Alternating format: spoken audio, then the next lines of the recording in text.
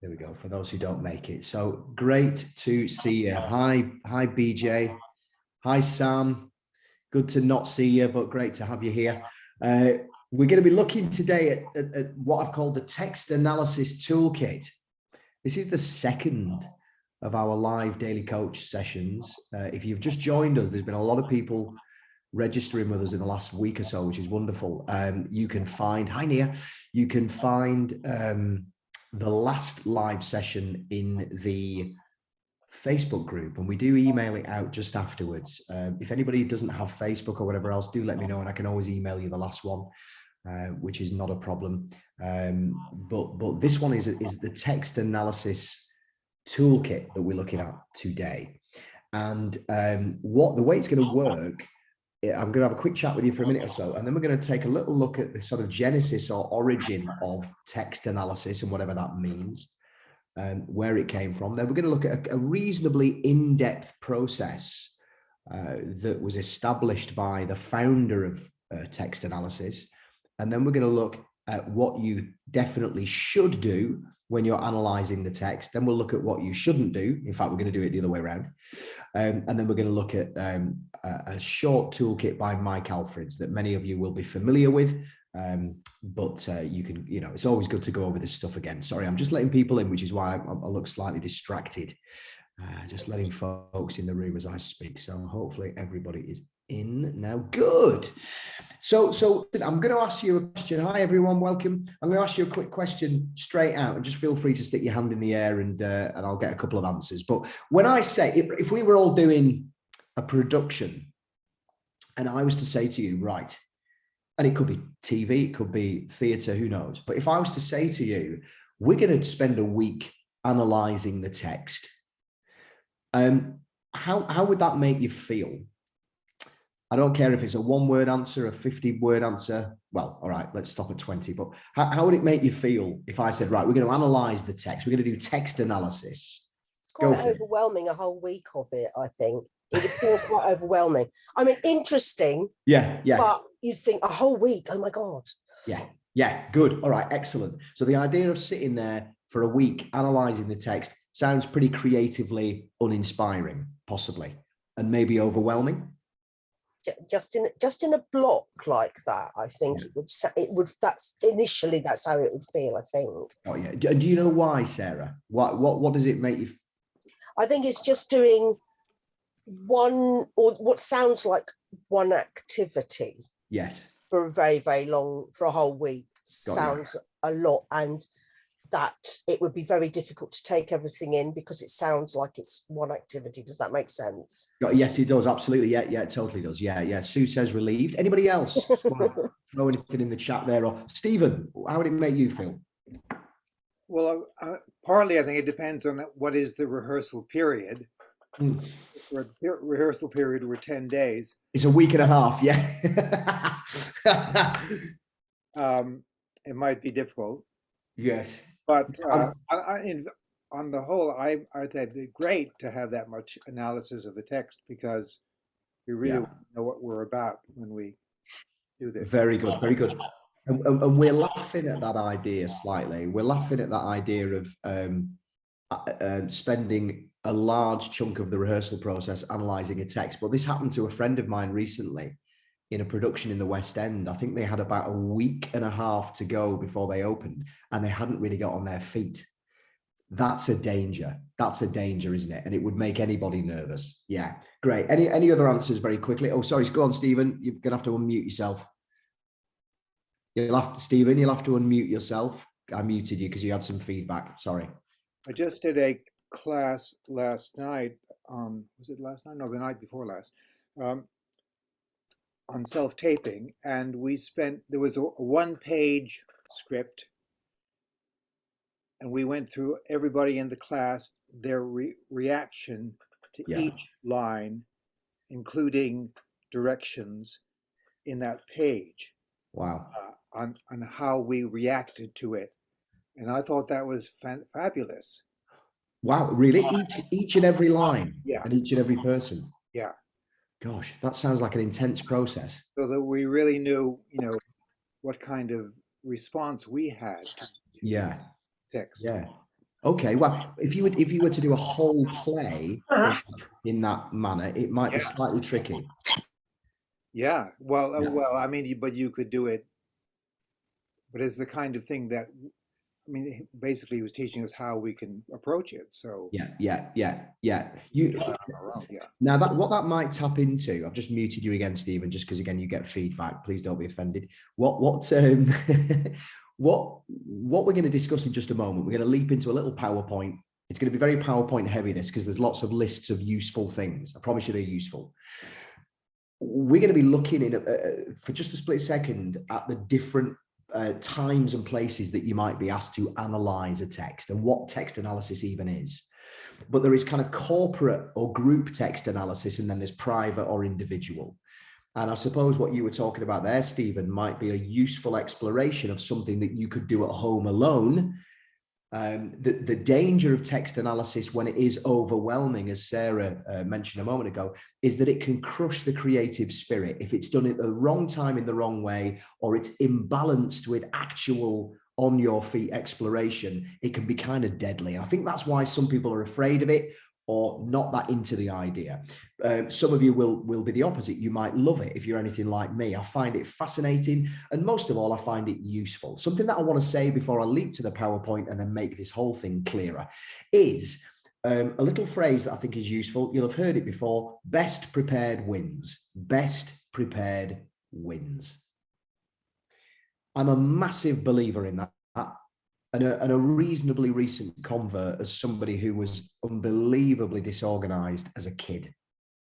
I say kid, 25. Shockingly disorganized, and life has just shown me that's not the way.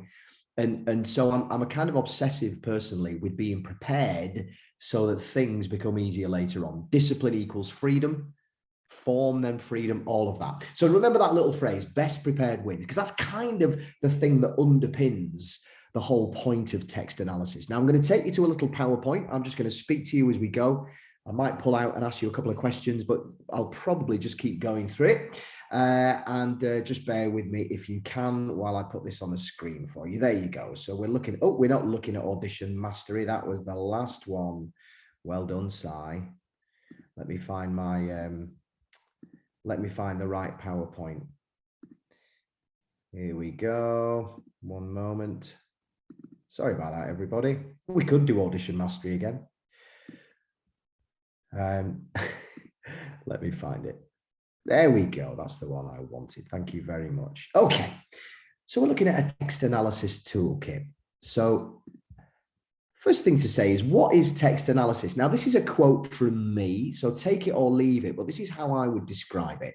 So assessing the material on the page, and by the way, we're referring to any production of any kind, film, telly, radio, theatre, of course, assessing the material on the page to glean information that can be translated into solid and informed action. Now, that is massively important, everybody, massively important.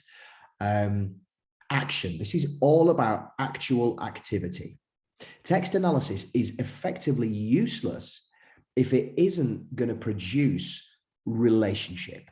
Everything that we talk about, everything that we do as actors and directors and the rest of it is about truthful and freedom-enhancing relationship in front of an audience. Okay, so please bear that in mind. It's going to be a big theme. Now, when might we have to engage in text analysis? And as I've already described in that little phrase a moment ago, text analysis is rifling through the material and extracting information that will help us create truthful relationship. So when might we do it? Well, prior to audition, actually. I think it's very useful to analyze your text to a degree before an audition. Remember the phrase I said a few moments ago, best prepared wins. Best prepared wins. Let me just remind everybody, if it's okay, to keep yourselves on mute as well, so we don't get any feedback. Thank you for that. So best prepared wins. So if you're going to an audition, I would do a degree of text analysis, and I will give you a little list of things that you can do a little later on in order to ensure that you are as prepared as possible. Now, of course, the question arises. What if I don't have very much time? There are very basic things that you can do regardless of the amount of time. So we'll come to that later on. The other time that text analysis comes in useful is prior to and during rehearsal. That might be collective or group analysis, where you might sit around a table together and discuss what's going on. Or it might be independent analysis, where you're asked to do certain things at home prior to coming to rehearsal, so you have all of that work ready to be used on the day. Hope all this is making sense to you. So the danger of text analysis, the big danger, is that actors can feel very happy with themselves for doing this work. However, it's only useful if it supports truthful and relevant relationship. I'm sure you've all seen or even been the actor who has made reams and reams and reams of notes, spent hours looking through the script, writing things down, making different lists, maybe codifying it, maybe color coordinating it on a laptop. You can feel pretty chuffed with yourself. But then when you're asked to get up and actually engage with somebody in truthful relationship, you panic. I'm not going to ask you to do a show of hands. I'm just going to ask you to think about that internally. Sometimes text analysis can become a little bit of a distraction, and I would even dare to say a little bit a shield. Some people hide behind the amount of work they've done because it stops them from just getting on the floor and connecting. So discussing the text at length, if an actor does that at any length in rehearsal, just keep an eye out for it, because sometimes, and especially if that's you, I have to say this to myself as well, sometimes it can become a way of distracting the director from making them do something. So just be aware of that. Balance is everything. Now, Konstantin Stanislavski, and you'll see different spellings of Stanislavski's name. Don't be confused. There are different ways of spelling it. But this is the person that we deem responsible for this whole idea of text analysis, assessing and analyzing the material on the page. Stanislavski was a Russian actor and theatre director who I'm sure you've heard of. A few things about him: he was born in 1863 in Russia. He set up his theatre company, the Moscow Arts Theatre, in 1897, a very famous company. He's often known as the father of modern theatre because he saw the advent of realism, which we're going to talk about in just a moment. But much thanks to his approach to analysis, we got this very, very new and very, how can I best put it? Well, truthful style of performance, possibly for the first time. He's held as the first person to systemize an approach to the craft of acting. Let me tell you a little, very brief story that's in one of his books about why this all came about. He was a huge, huge, huge lover of theatre as a young man. And he talks in one of his books about an experience at a theatre where the actors were clearly drunk, which he goes on to share was not uncommon in Russian theatre in those days. He mentions an occasion where the actors on stage would freeze in the middle of a scene so that the lead actor could enter the scene, make their way down to the front of the stage and take a bow or a curtsy while the audience applauded. Then they would step back onto the stage and the other actors would unfreeze and continue the scene as if nothing had happened. Yeah. So as you can imagine, that was quite an odd thing. And Stanislavski, as a deep lover of theatre and acting, just refused to pursue it if this is the way it's going to be. What he wanted to do was find a way for theatre to reflect life as best possible, where people don't break out into bows and curtsies in the middle of a moment, where actors don't freeze as if time has stopped. And you might have even heard, of course, the idea of the fourth wall, where there is some kind of barrier between the audience and the actors. And that was a very Stanislavski thing. I think, in fact, he invented it. So that was the theatre that he came from. So he was desperate. When you understand that kind of star system and that kind of falsity, not to mention the lack of discipline that Stanislavski witnessed and abhorred, where a lot of the actors, again, were drunk and slurring their words, he demanded something better. And he went to work to create a way to systematically approach a play to create the best possible experience. he invented this thing that we would call psychological realism. So what Stanislavski was trying to do was find a way for the actors to create truthful relationship between themselves that would apply to any medium or setting. You might have heard of the method. I'm sure you have, method acting. Some of you might be very interested in it. Some of you might be experts at it. I've no idea. I find the whole thing very fascinating. I've never really engaged in it beyond the class.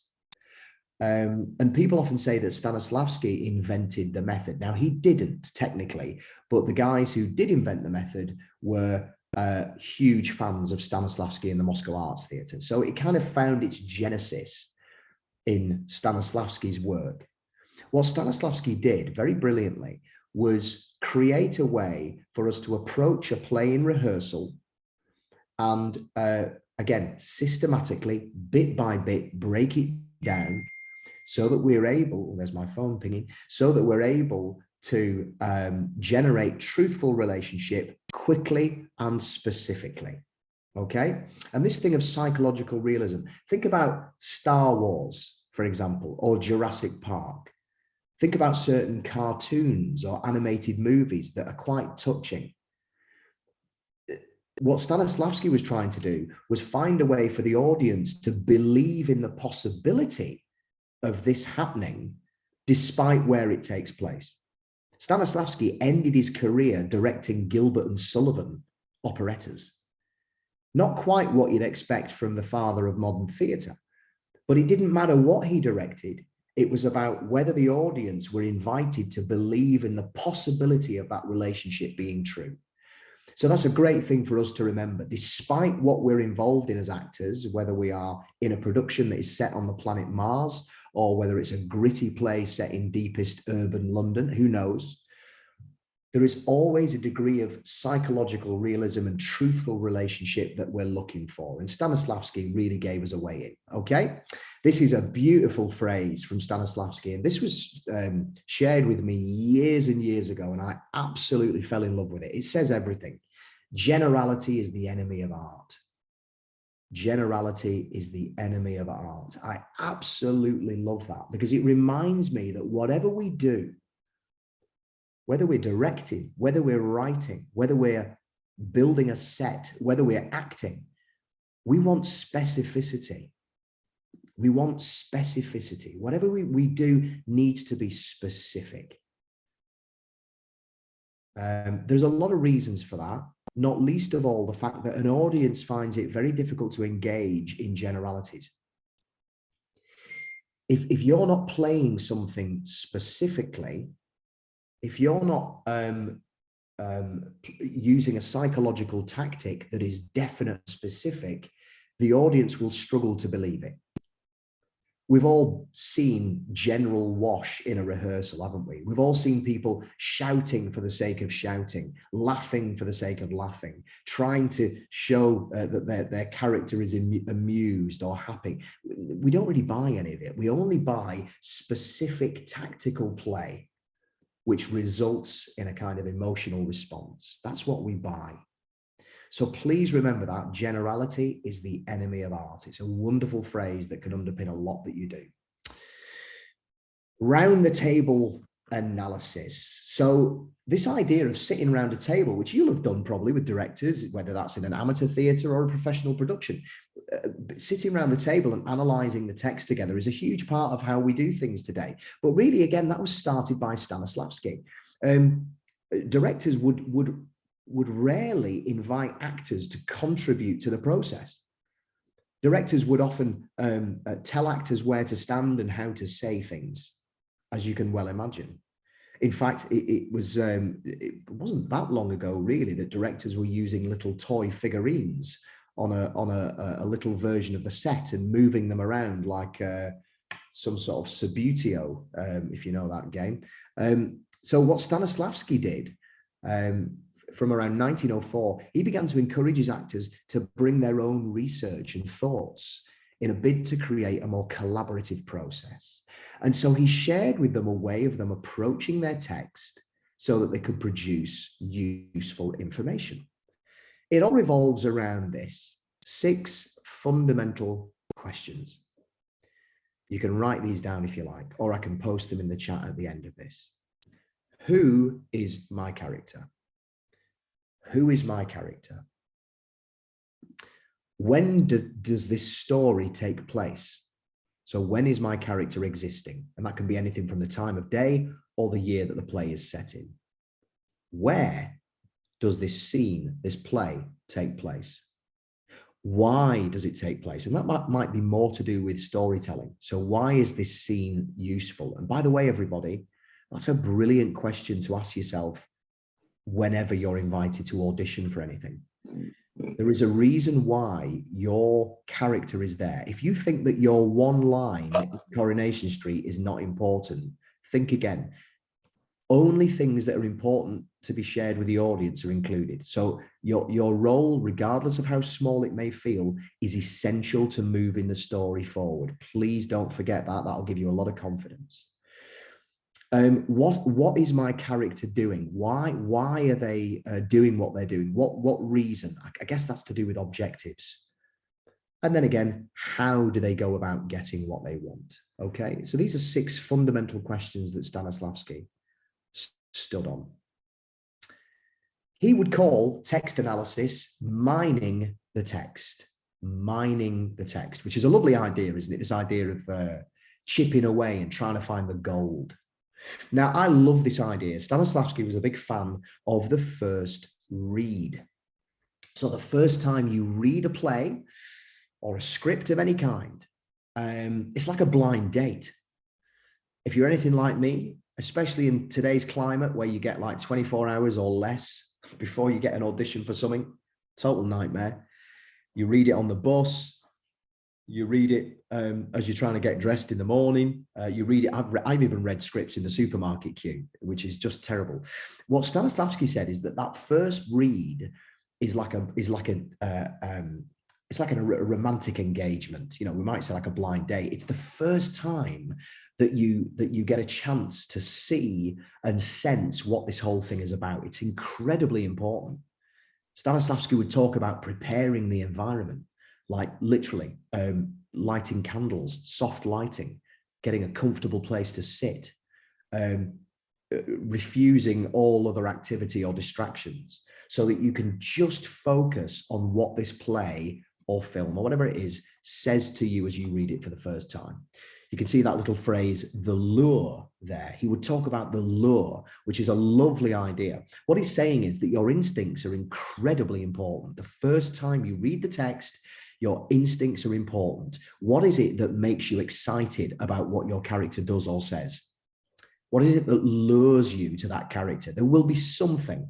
If you're being invited to audition for Richard III, for example, when you read it, you might say to yourself, man, I love his boldness. I love how barefaced he is about what he's trying to do. That's quite an exciting idea to me as an actor. Whatever it might be, you must take notice of your instincts. What is it that hooks you and lures you into the story that is being told? Okay? Trust your instincts. This is from Stanislavski. This moment of your first meeting with a part should be unforgettable. The loss of this moment is irreparable because a second reading no longer contains the element of surprise so potent in the realm of intuitive creativeness. In short, don't get interrupted while you're reading the play for the first time because your instincts might get skewed and your instincts are often really right. Okay? Excellent. We're going to look at the 7 planes of text analysis in just a moment. I'm going to stop for a second and ask if anybody's A, got any questions, B, is anybody still awake? You are, good, excellent. Thank you, Aina. Aina, how do we say Aina? Is that right, Aina? Lovely. Aina. Aina, lovely, great to see you. Thank you for waving out. That made me feel better. Good, yeah, everybody okay? Any questions at all about this? Anybody confused or no? It's a bit of a lecture, I apologize, but I think it's quite useful in the end to see where all this comes from. Just this idea of removing the sloppiness and the lack of etiquette, and also I suppose you could say randomness when it comes to getting an end result. If there's no system, if there's no systematic approach or reliable approach, how can you best and most quickly achieve the result you want in theatre? Yeah, I suppose that's what he was getting at. Good. Let's go back to the PowerPoint. Where are we? So the 7 planes. Here we go. So I will put this in the chat actually as well at the end, but you are welcome to write anything down. So these are the kind of 7 environs of a play that we are searching through to find all the answers to those 6 fundamental questions. So the first one is the external plane, and that is quite literally the structure of the text, the way it's written, its form, the events that occur, the plot devices. Think of how many acts or scenes, etc. The architecture of the play. The rhythm of the piece as well as its time span and even atmosphere. That's all established on the external plane. How is the play shaped, and how does that affect the rhythm of it? Certain plays take place in one space and time throughout the whole evening. Other plays, dart all over the place. The second is the plane of the social situation. So this is where we rinse the piece for all its given circumstances. We're looking for all the solid information about the class and the social standing and the nationality of our characters. Yeah. Oh, if I can just ask you to mute yourself there for me, that'll be wonderful. Just give me a mute for a second. Oh, there we go. Thank you. I'm going to turn my phone up as well because it's pinging. That's not good news. There we go. Good. So that's the plane of the social situation. The third one is the literary plane. We're looking at the style of writing, the language, dialect, and that's a major contribution to the building of a character. This is where we tend to get our first instincts about who our character is the way they speak. Again, that can be anything from accent to their literal phraseology or use of language. The fourth one is the aesthetic plane. So the choice is made by the writer about where the action takes place in terms of setting and scenery. I love this phrase, the space is the third character. I love that phrase. Remember that where we are affects how we behave. Where we are affects how we behave. So the environment that you are placed in is going to affect the behavior of the character. If this takes place in the character's home, they're going to behave in a different way than if they were standing in court, for example. The space is the third character is a lovely phrase that basically suggests that the environment affects who you are and what you do. I'm just going to move to another room for a second, excuse me, because it's a little noisy in here. There we go. Okay. Hopefully you can all still hear me. Can you all hear me? Yeah. Good. Okay. So number 5 is the psychological plane. So this is where the actor begins to run with ideas about objectives, motivations, intentions, using the information that they've gleaned so far. This is the interior world of the character, basically. Okay. Next one, the plane of personal creative feelings. So this is where all of the prior analysis begins to manifest itself in ideas and instincts and imaginative play for the actor. So this is really where you're released from all of that background work into doing things on your feet. That's what we would call the plane of personal creative feelings. So when you get on your feet with all the information that we've garnered earlier on, you begin to do things. You begin to turn it and translate it into behavior, action, and responses. Okay. Very good. So there they are, once again, in one list. We've got the external plane, the plane of the social situation, the literary plane, the aesthetic plane, the psychological plane, the physical plane, and the plane of personal creative feelings. And all those things These are all, again, different elements of the text that we are rifling through in order to answer those 6 questions ultimately. Okay. Yeah. Any questions so far? No, we all good? Excellent. Okay, then I shall carry on. So for me, after all of that, so that's Stanislavski's approach. Once again, he's trying to answer those 6 questions for every character by assessing those 7 different elements or areas of what's on the page. So you write down everything that pertains to those 7 planes, and then you take that information and it helps you answer the 6 fundamental questions. Now, that's a lot of work. And if you've got the time, that's fascinating and brilliant and useful and in-depth. And again, ultimately just releases behavior on the stage. But if you're panicking about that, or if you feel overwhelmed by it, or if you don't have time to deal with all of that, well, there's a few things that we can say, and there's a few things that we can do. But let me put you out of your misery to begin with. For me, there are 2 questions fundamentally that we need to answer. What is pulling you forward and what is pulling you back? Your character is only there because they are drawn towards something that they desire. Otherwise, there's no story. So I want to know ultimately, what is it in this moment? What is it in this scene? What is it in this play that is drawing my character forward? What is pulling me towards these relationships and these decisions? And then, quite excitingly, what's pulling me back? What's hindering me? What's holding me back? What's drawing me backwards?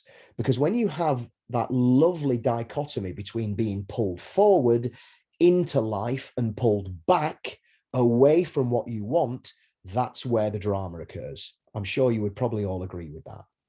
So for me, ultimately, what I want to know is, why am I in this scene? What is it that I want from the other person? And what's either getting in my way or pulling me backwards on my journey? Because that's where I start to respond.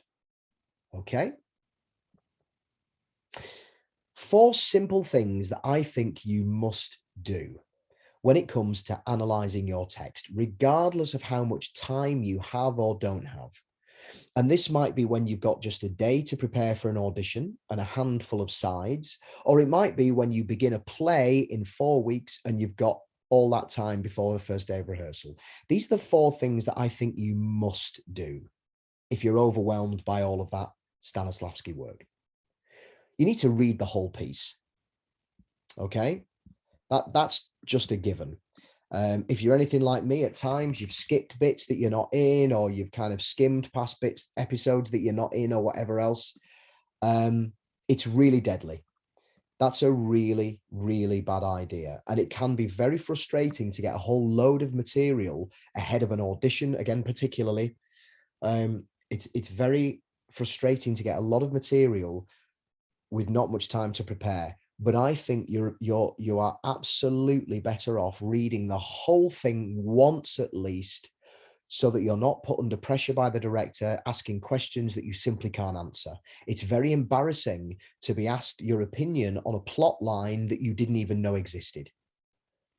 And what's more, it just makes you look lazy. It's an awful truth, but it makes you look lazy. And you don't want to look lazy, even if they haven't given you much time, which is their fault. And it is annoying. You need to read as much of it as you possibly can, if not the whole thing. The second thing that I think you must do is settle a simple objective. Settle a simple objective. If you're not sure what an objective is, the Daily Coach explains all of that, certainly in the first week or so. Maybe some of you joined yesterday, I don't know. But we explain pretty nicely what an objective is, and we're going to be doing a lot of work on that as we go through. It's effectively what you want from other people. The third thing is settle the obstacles. Remember I said before, there's always something drawing you forward, and there's always something drawing you back. And the things that draw you back could include obstacles, things that are in your way. An obstacle could be anything from the train leaving the station late, which screws up your whole day. to somebody holding you to ransom for something. It could be anything, but obstacles are things that draw you away from achieving what you want. And unless we know what we want and what is holding us back, we're just going to play generally. And generality is the enemy of art. We want drama, the clash of those two things. The fourth thing I think you've got to do is find the not but moments. I'll explain this in a moment. Or the traps or the plot beats. They're kind of the same thing. Anybody heard of Bertolt Brecht? Yeah. So Bertolt Brecht, the great German director, would talk about not but moments. Not but moments. These were favorite moments of his in plays because they were moments of decision for the character. A not but moment is where a character has a decision to make and they decide not to do this thing, but they're going to go and do this thing. And if you know anything about Bertolt Brecht, it's not for today, but he was very interested in making the audience morally aware. He would highlight moments in his plays and even freeze the action so the audience had a moment to think about what they would do in that position. And so when a character is forced to not make this decision, but make another one, it's a great moment of learning for the audience. Similarly, for us, in any scene, there is a moment, at least one moment, where your character is faced with a decision. You wouldn't be given this scene in audition if there weren't moments like that, where the character is forced to do something. So always look out for them. You might call them traps. That's a bit of an Americanism.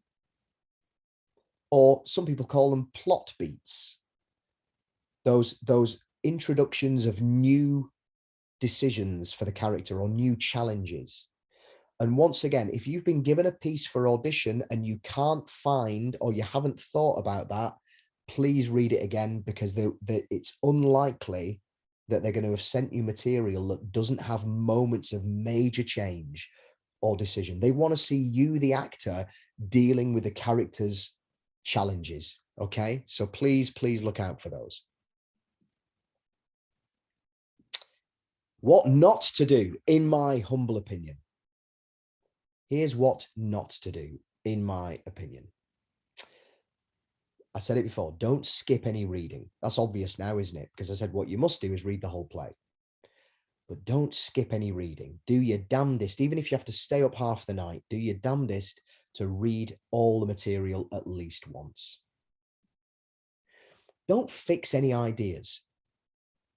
Don't fix any ideas. Text analysis is not a reason to set your performance before you've even started.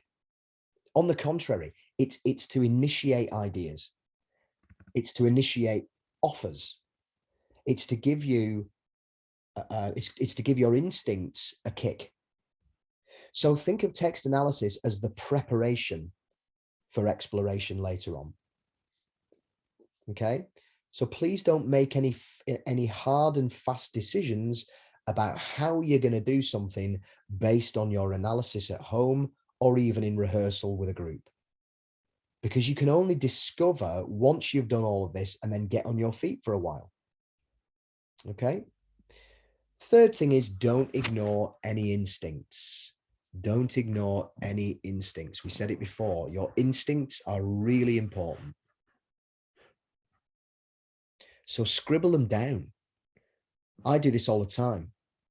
At the first time I read a play or an episode or whatever it is that I'm going up for or I'm doing, with a notepad and pen, I scribble ideas down about anything, about what kind of an energy this character might have, particular circumstances that leap out at me.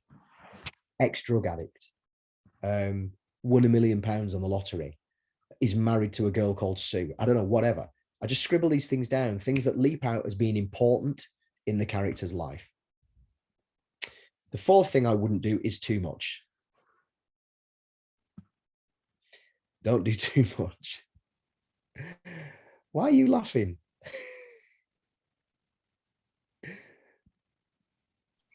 Go on. Because it's a silver lining. It's a silver lining. Sorry.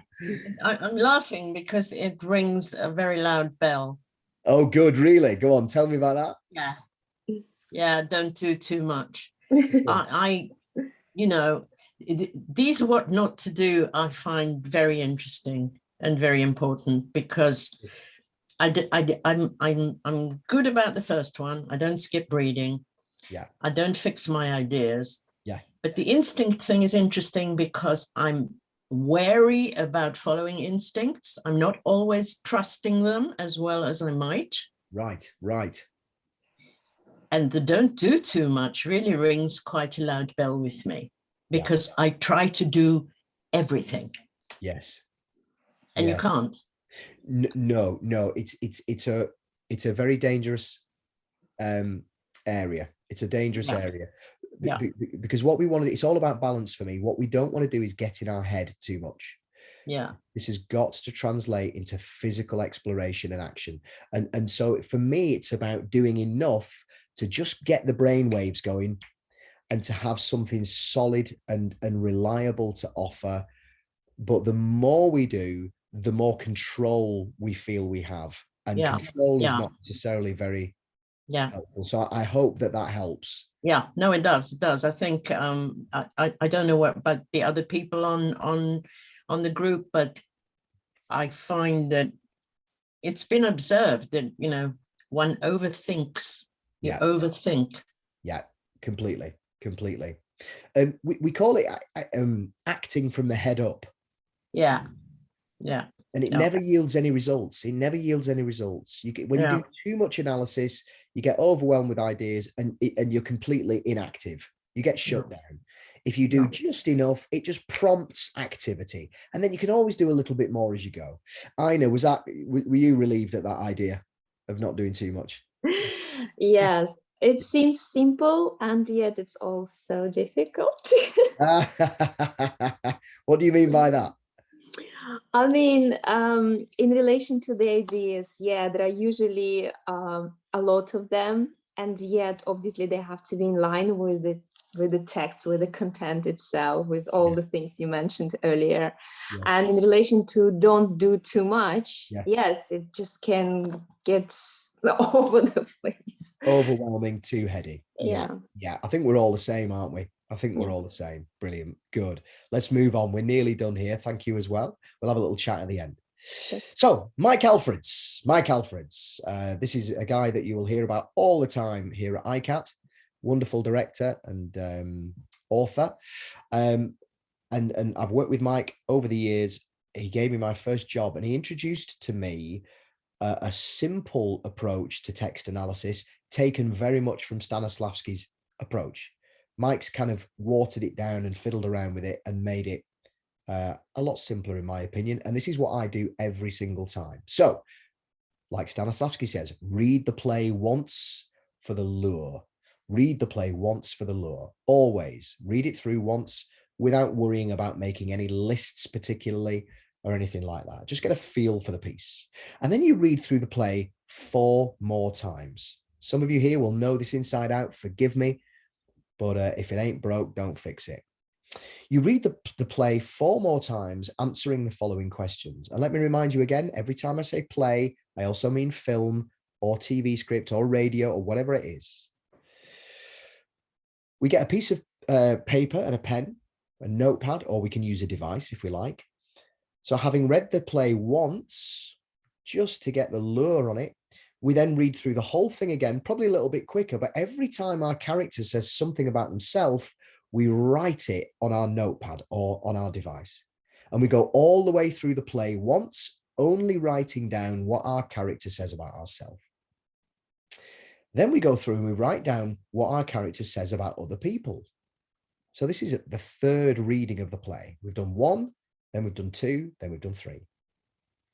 When that's finished, we start a whole new list and we write down what other people say about us. And then, as you guessed, we read it a 5th time and we write facts about our character. Facts, no conjecture, no making it up. None of this, I think she loves chocolate ice cream with a flake. Why? Well, I don't know. None of that business. Everything's got to be completely factual and taken from the text. And like I said, these 4 readings become quite speedy. Please don't worry. They become quite quick. And I would do this when I've got the part. I wouldn't necessarily do it for audition unless I only had a few pages. If I had like 5 or 6 pages for an audition, I might write these lists because that's reasonably quick. But if I got the whole play or the whole film, unless I was absolutely obsessed with getting the role, I probably wouldn't do all of this because it can become too much. Joseph Milson, amazing actor, one of our tutors, talks about an audition being a sketch. If you're an artist, which you are, he talks about an audition being like a sketch. Think of it as scribbling a sketch for somebody. If they like it and they commission it, then you do the full portrait, which I think is quite a nice and handy idea. Yeah. So do as much as you feel you need to in order to be able to ascertain what you want from the other character, what's holding you back, and discover the little plot points or not but moments. When Mike Alfreds casts you in a production, he asks you to do all of this work before you come to day 1 of rehearsal. He'll also ask you to write down an objective for every scene and action your text in pencil. Then we sit round the table for 2 or 3 weeks, only in the afternoon, and we go through the whole play with each character, talking through these lists, talking about objectives. It takes quite a long time.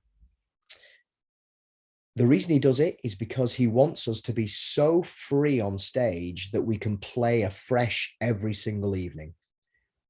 He wants us to understand our character's life and circumstances so well that we can start to feed them into our performance and feed off them on stage in whatever way feels appropriate on the evening, which is why his book is called Different Every Night, because the play literally is different every night.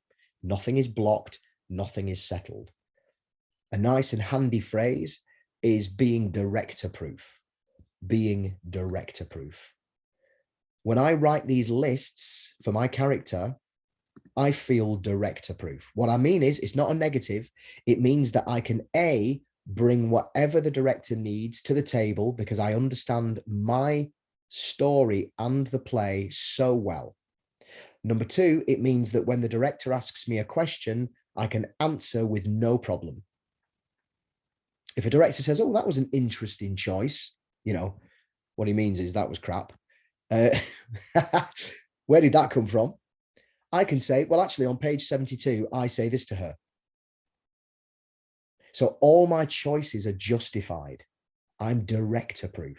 If I'm working with a director whose approach I'm not that keen on, I now understand the story I'm telling and my character's motivations so deeply and so well that I don't have to be fazed by whatever approach the director takes. I can just do the work privately and stay on track. And that's why I think text analysis is so great. Okay.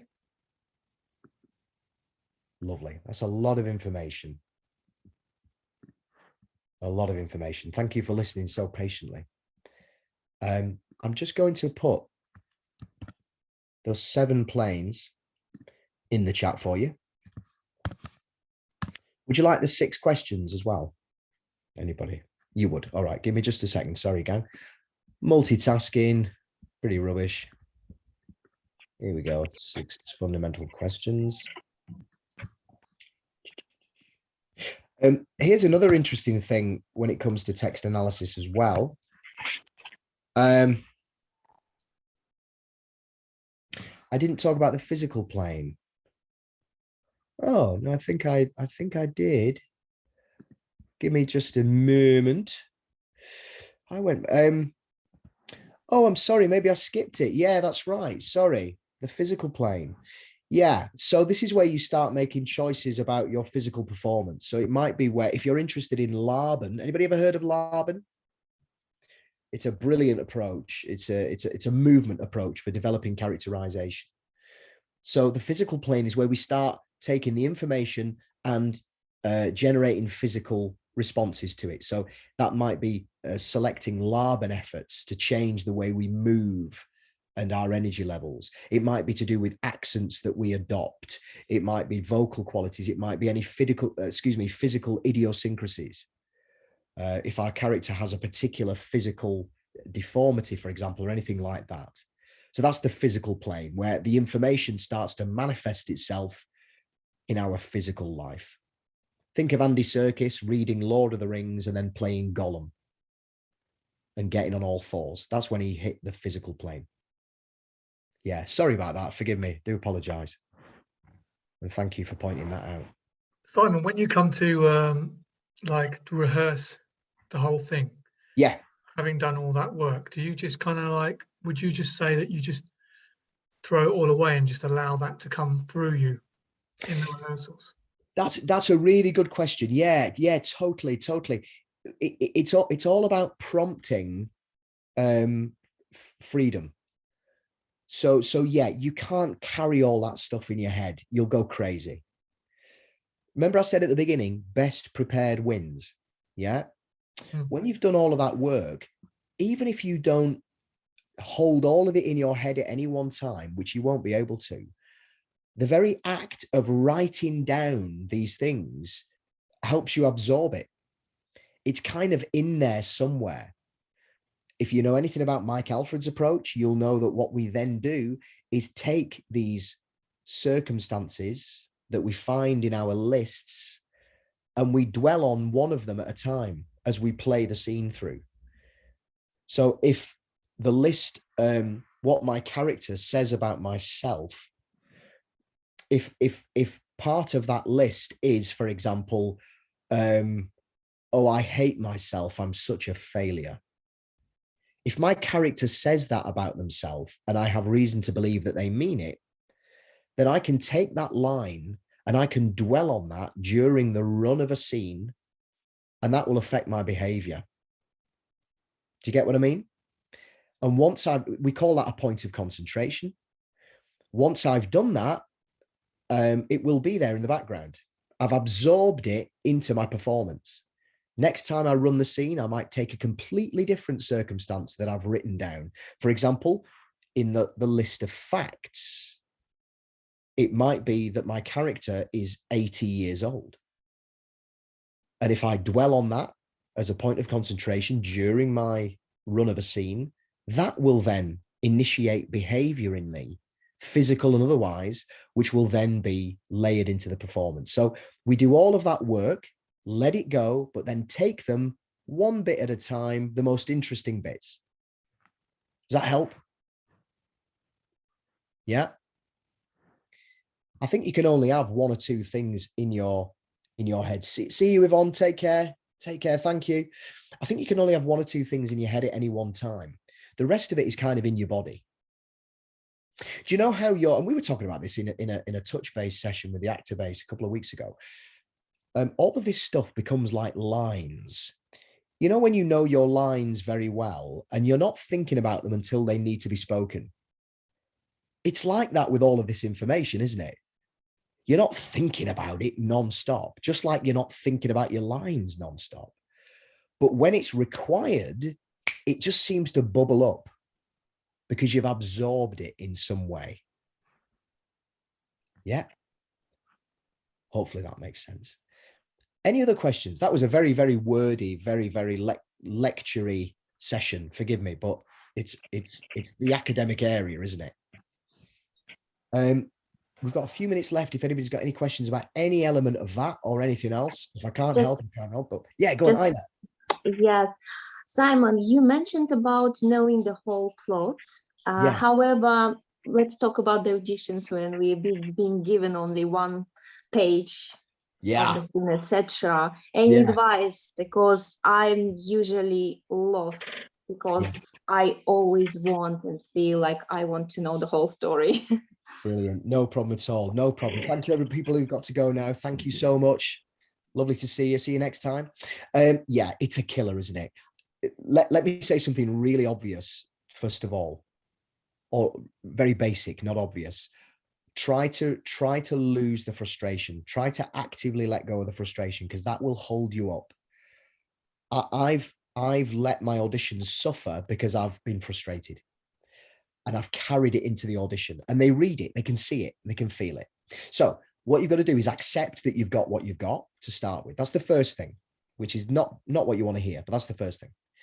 The second thing is go through those lists and try and answer those questions. What does my character say about themselves, about other people? What do other people say about me? And facts about my character. Even if you've got 2 pages of dialogue or 1 page, you can go through that list and you will get something to work with. And the third thing I would say is that following on from that, the best that you can do, and this is something, again, we've talked about it a lot in recent other sessions, you can bring an appropriate energy. You might not have all the answers. You might not have all the information or all the facts about your character from the whole production. But they've given you those sides for a reason. And there will be something in there that they're inviting you to bring. And the very best you can do, and sometimes the very least you can do, is bring an appropriate energy. And that might be enough. That might be enough. Because what they will do then is redirect you or give you more information or ask you to come back next week with these other scenes that have more on them. But I've been more and more taken by that idea, this idea of bringing energy rather than all the answers. Yeah, which came up from a lovely community member called Lauren from the States. It was a great little thing she reminded us of, and I thought I loved it. I think that's quite right. Just if you can bring the right energy, you don't have to have all the answers to all the questions, but it's enough for them to get a feel for your version of the character so far. Remember that as well. All you're doing is making a first offer. Exactly. You know what I mean? You can't, please don't try and get it all right. Don't try, because it's impossible. It's impossible. What you can do is make a solid offer and then go from there. Thanks. That's okay. Helps. That's all right. That's all right. Anybody else got any questions about all that? Can't see any hands. No. Okay. Groovy. Excellent. All right, gang. Well, lovely, lovely, lovely, lovely to see you. Lovely to see more folks from the Daily Coach community. If you're not on Facebook and you have a Facebook account, I know some people don't because they hate it. I kind of hate Facebook, but I like it for this stuff. Come and join us in the community. It's lovely. There's things going on in there all the time. So do come and join us. And yeah, keep reading. Let me know what you think. If there's anything as well that you want to hear more about, stick it in Facebook and we'll write one for you. Okay. All right. Thank you so much. If you need it. All right. Take care, guys. Take care. Bye. Bye. See you, gang. Bye, bye, bye.